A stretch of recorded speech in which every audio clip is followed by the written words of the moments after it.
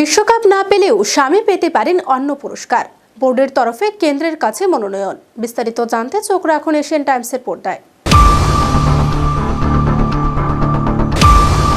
বিশ্বকাপের সবথেকে বেশি উইকেট স্বামীর দখলে, তবে ভারতকে ট্রফি এনে দিতে পারেননি তিনি। সূত্রের খবর, বোর্ডের তরফে কেন্দ্রীয় ক্রীড়া মন্ত্রকের কাছে স্বামীর নাম প্রস্তাব করা হয়। অর্জুন পুরস্কারের তালিকায় প্রথমে তার নাম ছিল না।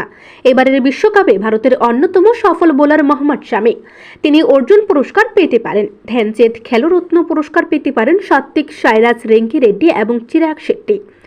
ক্রীড়া ক্ষেত্রে ভারতের সর্বোচ্চ পুরস্কার খেলরত্ন, দ্বিতীয় পুরস্কার অর্জুন। জানা যায়, বিশ্বকাপে শামি 24টি উইকেট নেন। এবারের প্রতিযোগিতায় সবথেকে বেশি উইকেট তারই দখলে, তবে ভারতকে ট্রফি এনে দিতে পারেননি মোহাম্মদ শামি। সূত্রের খবর, বোর্ডের তরফে কেন্দ্রীয় ক্রীড়া মন্ত্রকের কাছে শামির নাম প্রস্তাব করা হয়। অর্জুন পুরস্কারের তালিকায় প্রথমে তার নাম ছিল না। বিশ্বকাপের প্রথম 4টি ম্যাচে প্রথম একাদশের বাইরে ছিলেন শামি। চোট পেয়ে হার্দিক পান্ডে দলের বাইরে যাওয়ায় সুযোগ পান শামি। 7 ম্যাচে 24 উইকেট নেন তিনি। শামি ছাড়া আরও 16 জন অর্জুন পুরস্কার পেতে পারেন।